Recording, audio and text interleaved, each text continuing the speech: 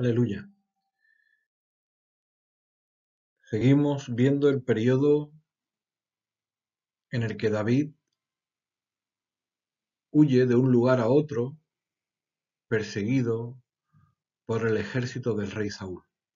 Ciertamente ya en estos años Saúl había relantizado su persecución sobre David al haberle mostrado el perdón sobre su vida en el desierto, como vimos en la lección anterior en Gadi.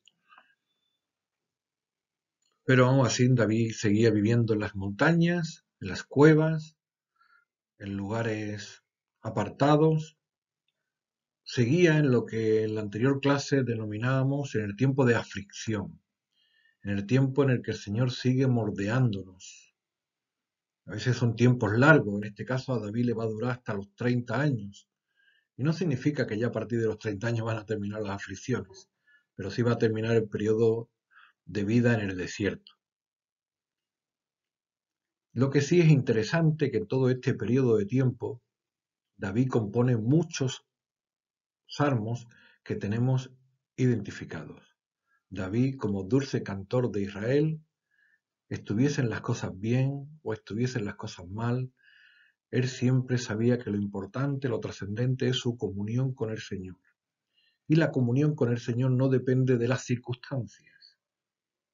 En las circunstancias puede haber aflicción, puede haber catástrofe, puede haber ruina.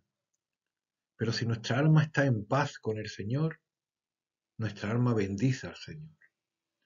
Y esto es algo muy característico de David y muy paradigmático para cualquiera de nosotros.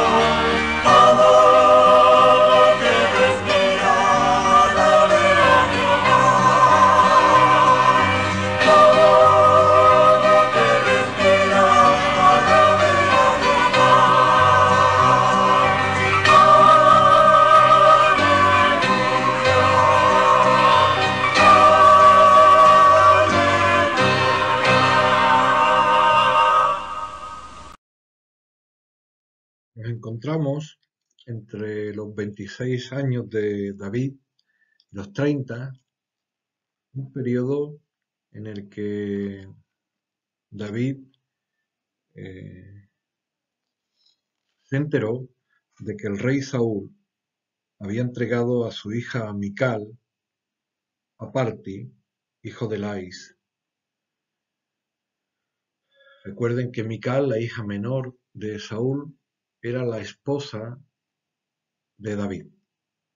Y entonces David consideró la oportunidad de casarse con otra mujer.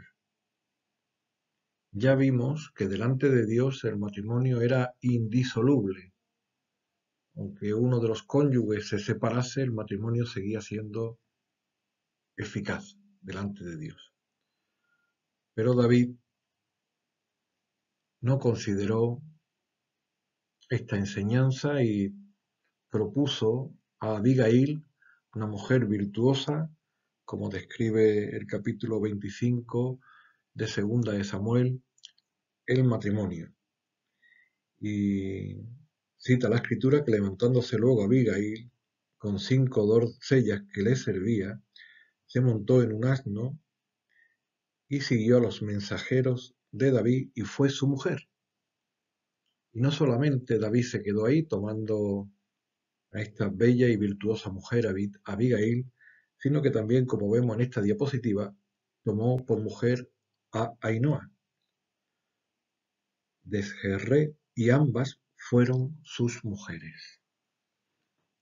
Esto fue un problema en la vida de David, ya que aunque era un asunto, digamos, permitido a los reyes en aquella época, como a veces ahora se permite ciertas leyes que permiten que un hombre se pueda casar con varias mujeres u otro tipo de uniones, no significa que sea un santo matrimonio ni significa que sea algo bendecido por Dios.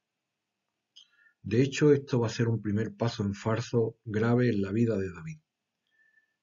Además, el hecho luego de tener hijos e hijas con las mujeres le impedía a David huir eficazmente de un lugar a otro. No es lo mismo huir como las cabras monteses, como él describía por las montañas, que huir con niños pequeños y tal, lo cual va a implicar en la vida de David un segundo paso en falso, que era volverse ahí a las tierras de los enemigos. Lo peor a veces del primer paso en falso es que si no lo corregimos viene un segundo paso en falso y viene una cadena de errores y de pecados que van a terminar siempre en un gran detonante. Y cuanto antes se produzca el detonante, menor será el daño, porque cuanto más pasos en falso se vayan acumulando y más tiempo se vaya acumulando, cuando se produce el detonante, mayor catástrofe y daño se originará. Esto es algo que David también tenía que aprender, como tenemos que aprender todo de nuestros propios errores. ¿Lo aprendería David? ¿Lo aprenderemos nosotros? En la voluntad del Señor lo veremos en otra lección. Pero quédense con esta idea. El primer paso en falso concadena un segundo paso en falso. Es como cuando hemos pecado contra Dios y luego para ocultar el pecado decimos una mentira. Un segundo paso en falso. En vez de reconocerlo y confesar las cosas públicamente para que el Señor nos perdone. En esta diapositiva vemos otra lección que también vimos en el tema anterior. Por segunda vez, David tiene la oportunidad de asesinar a Saúl. La vida de Saúl la tuvo en sus manos en Sif. Fueron David con Abisai y éste le dijo: hoy ha entregado Dios a tu enemigo en tu mano. Ahora pues déjame que la hiera con una lanza y lo enclavaré en la tierra de un golpe, y no le daré segundo golpe. Y David le respondió a Abisai: no le mates, porque ¿quién extenderá su mano contra el ungido de Jehová y será inocente? Dijo además David: vive Jehová, que si Jehová no lo hiriere, o su día llegue para que muera, o descendiendo en batalla perezca, guárdeme Jehová de extender mi mano contra el ungido de Jehová. Pero toma ahora la lanza que está en su cabecera y la vasija y el agua y vámonos. Aquí vemos cómo otra noche más Saúl se quedó dormido en un lugar accesible para David. Pero David no levantó su mano contra el rey, el ungido de Dios, ni permitió que otros lo tomasen. Esto es una lección muy importante para nosotros. Contra un pastor, contra un anciano, contra un maestro, contra una persona de autoridad, no hemos de tomar juicio contra ellos. Ciertamente se pueden equivocar, como se estaba equivocando Saúl, y en las manos de Dios lo hemos de encomendar. Y en las manos de Dios estará el juzgarlo y el herirlo, incluso el quitarle la vida, pero que sea el Señor quien juzgue entre el ungido de Dios y nosotros. De nuestra parte, ni una mala acción, ni una mala palabra contra los ungidos del Señor. Y además también permitiendo y evitando que otros le hagan daño por desprestigio o por acciones o por comentarios. Bien por David aquí, que nos da una gran lección. Nos encontramos en el capítulo 29, del 27 al 29, en la vida de David, quien considerando, en el versículo 1 del capítulo 27, que David consideró en su corazón, diciendo, al final seré muerto algún día por la mano de Saúl. Nada, por tanto, me será mejor que fugarme a la tierra de los filisteos para que Saúl no se ocupe de mí y no me ande buscando más por todo el territorio de Israel. Así escaparé de su mano.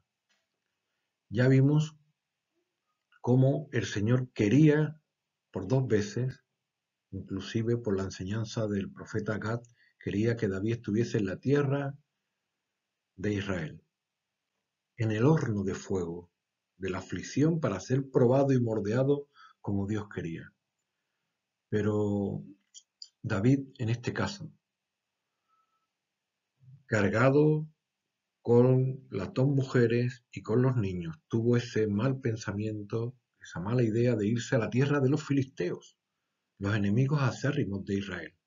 Y allí que se fue y se presentó al rey Aquis en Gar y le propuso que él y el pequeño ejército que tenía que pudieran vivir en su tierra, en una ciudad, Siglat, que el rey le ofreció. Y David se ofreció a salir en combate a ayudar al rey filisteo. Y así fue como David y su familia y su mini ejército de 600 hombres se quedaron a vivir en Siglat. Y dice la escritura que subía David con sus hombres y hacían incursiones contra los jerusitas, los jetritas y los amalecitas. Y así iba David ganándose la confianza del rey, ya que David era leal a este rey filisteo, enemigo de Israel. De tal manera que una vez que estaba en confianza le ponía cerca del propio rey. Pero mire por dónde va a llegar un día en que los filisteos iban a luchar, ¿sabéis contra quién? Contra los israelitas, contra el pueblo de Dios. Iban a luchar contra el pueblo para el cual David había sido ungido para ser el futuro rey de Israel. ¿Pensáis vosotros que David iba a acompañar al rey Aquis y a los filisteos contra su propio pueblo Israel? Pues sí, fue. Vemos lo de la cadena de pecados. Dobles matrimonios, irse a la tierra enemigo y ahora el colmo. Ir a luchar contra su propio pueblo, contra el propio país para el que él había sido ungido para ser el futuro rey. Una auténtica locura. La batalla se fue acercando y ¿sabéis quién endereza nuestros renglones torcidos? Bendito sea el Señor. El Señor libró a David de esta catástrofe. Los propios filisteos, los capitanes filisteos desconfiaron de David y le dijeron al rey, este es de los israelitas, a ver si en el fragor de la batalla se va a volver contra nosotros. Y el rey argumentaba que no, que David era muy leal y que le había servido muy bien todo el tiempo. Pero ante la insistencia de sus propios oficiales, le dijo el rey a David y a sus acompañantes que regresaran a Siglag, a su ciudad, y que no les acompañasen en aquella batalla contra los israelitas. Así que David iba mal, había tomado una muy mala decisión, pero el Señor le libró de esta gran torpeza, que quizá hubiese tenido consecuencias irreversibles de prestigio en su vida como futuro rey de Israel. Gloria a Dios que también nos libra a nosotros frecuentemente de nuestros errores, de nuestras malas acciones, y de todo ello tenemos que aprender también.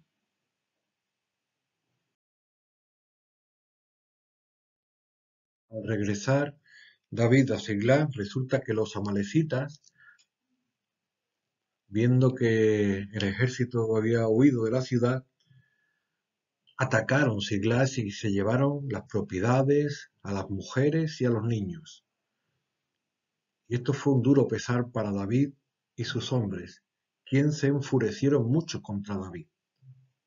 Fueron tiempos difíciles en la vida de David, pero cita la escritura que David se fortalecía en Jehová su Dios y consultó a Dios si perseguía a los amalecitas para recuperar a su familia y a sus cosas. Y Dios, aun en medio de la adversidad, en medio de sus caminos torcidos, le otorgó la gracia suficiente para restaurar la vida de todas las personas, incluso también de los bienes. David obtuvo una gran derrota contra los amalecitas. Y cita la escritura que no le faltó cosa alguna, ni chica ni grande. Bendito sea el Señor, que nos guarda de todas las cosas, muchas de ellas de las cuales no nos damos ni cuenta. Por eso cuando oramos en el Padre nuestro, líbranos del mal, hemos de dar gracias también por tantas cosas que el Señor nos libra, sin ser nosotros conscientes de ello. Llegamos al último capítulo de Primera de Samuel y los dos primeros capítulos del segundo libro de Samuel, donde se describe cómo el rey Saúl, en una de las batallas contra los filisteos, aquella batalla en la que el rey libró a David de luchar contra ellos, el rey Saúl y sus hijos perecieron en aquella batalla. David se entristeció mucho como se entristeció todo Israel, y endecharon al rey. Y en el capítulo 2, David hace una endecha preciosa, en la cual también nos enseña a hablar bien de los muertos. De los fallecidos, si tenemos que decir algo que sea bonito o bueno. Si es malo, mejor nos lo callamos. Ciertamente, hay muchas cosas que podemos decir malas de mucha gente, pero cuando tengamos que hablar algo de un difunto, que sea para bien. Así que dijo David: ha perecido la gloria de Israel sobre las alturas, como han caído los valientes. Y sigue disertando: como han caído los valientes, han perecido las armas de guerra. Fue así como el rey Saúl murió y cómo le plantearon a David la nueva oportunidad para que fuera el futuro rey de Israel.